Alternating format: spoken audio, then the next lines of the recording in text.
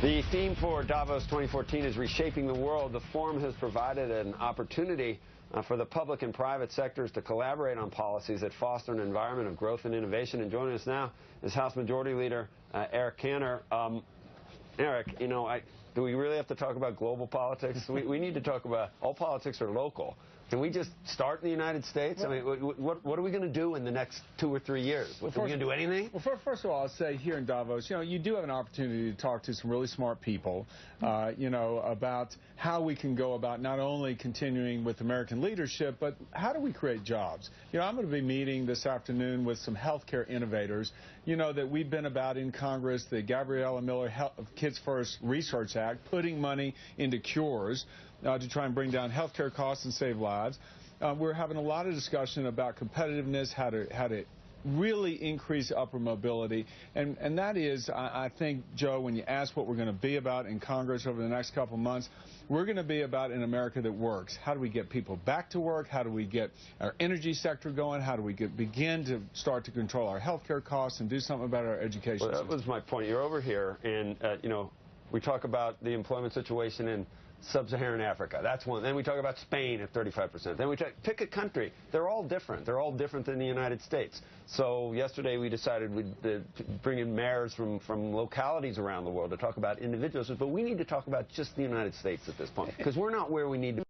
Not even close. 6.7% does not really describe the employment situation in the United States right now. And what is so unnerving is some in Washington want to accept this new normal of a lack of participation in the labor force, which I think has translated even to the decline that has existed in the unemployment rate. But we all know that there are chronically unemployed who have frankly just given up. And, there are so many jobs that, frankly, are unattainable by those who are unemployed because they don't have the skills necessary to assume those jobs. That's a 10-year thing we got to figure out how to train these people. Larry Summers thinks that at this point, we'll do eventually something with entitlements. We'll eventually do some of these structural things. But right now, we need to do infrastructure. Interest rates are low. Do some type of fix JFK, right? That's the argument. Fix it now with rates where they are. Is that the way to... Well, first of all, let's go back to our best asset, which are our people. The American people are the best assets. And what we're trying to do is focus on, getting back to work. I mean, we're having a big discussion over these entitlement programs and non-healthcare entitlement programs, unemployment insurance being one of them, right? I mean, are we going to accept the new normal and just continue to expand these programs, or are we going to say, hey, if you're going to get a benefit, you ought to be willing to at least go out and look for work or participate in a skills training program so that you can get back to work. But one's not related to the other, though. I mean, the whole infrastructure spending is not related to the unemployment. Well, I think Joe asked Becky, is that the way to go about it? Well, one would say, look, the stimulus, back in 2009 was an attempt to try and do infrastructure. Right. Obviously, most of that money, or a good portion of it, went into maintaining programs, government programs, rather than hard assets of infrastructure. Right. And I think all of us would be supportive of a smart infrastructure program, so you don't allow for the waste to go by the wayside. Is immigration bipartisan? You do that in 2014? I think that the intent to want to fix the system is bipartisan, yes. There are some bipartisan aspects. Yes, we've got to get strong in terms of enforcement of the law at the border as well as on the interior. I, as you know, have been very strong in advocating for a KIDS Act. What do you do about the kids who've been brought here, unbeknownst to them in many instances? You've got to give them a place in our country.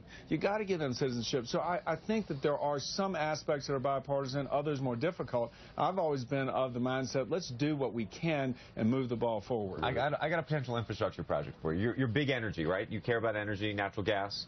Would you get behind an infrastructure program to build out natural gas filling stations for cars and big trucks all across the country? That could change the energy game in a big way. I think we have always talked.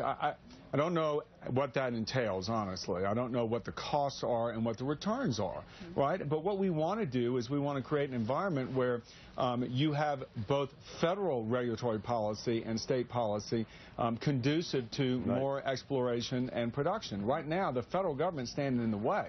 All the activity, or most of it, is occurring on private lands. So let's at least get there. Before we start to explore, maybe we should, but I'm not saying that the government should be necessarily in that business. There's all kinds of technology. The private sector will do it. If it's ready to do it, it'll happen. It's a chicken egg. Yeah, but you got to get people out of the way so that the private sector can do it. Leader Cantor, we had Treasury Secretary Jack Lew with us yesterday talking about the debt ceiling and the letter that he sent to Congress earlier this week. He says that we could run out of money before the end of February, or by the end of February, if we don't lift the debt ceiling.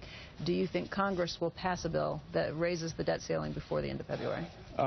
You know, I think that what we have seen during October with the Treasury Secretary's announcement that was the day, and beyond which we would go into an unknown territory of risk.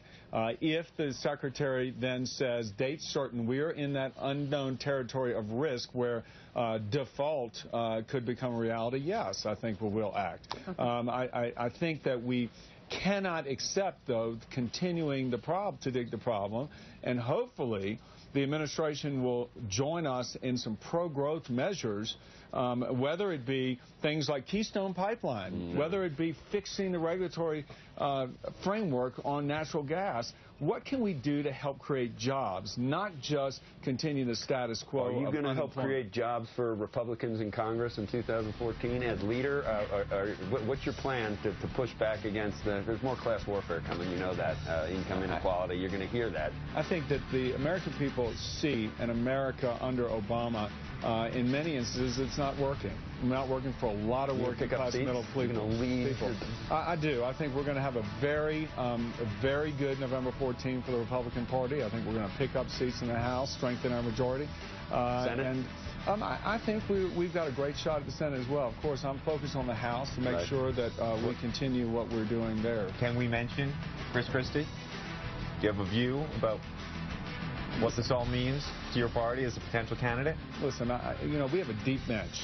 Chris Christie and many others. When you say deep bench, does that mean he's no longer on the bench? You got to look down the bench? Oh, listen, I don't count him out. I think that you know, he's got you know, a new session in front of him up in Trenton, New Jersey. Huge approval rating still. Right. In New Jersey. He's proven to be, you know, a very effective governor, and I think there's a lot of room for, I think, robust competition on our side. And I think the country is going to be poised for something new, because they've seen an American Barack Obama, whether it's health care, whether it's the energy sector, whether it is education, whether it's the joblessness, an America that, frankly, is not working the way it should.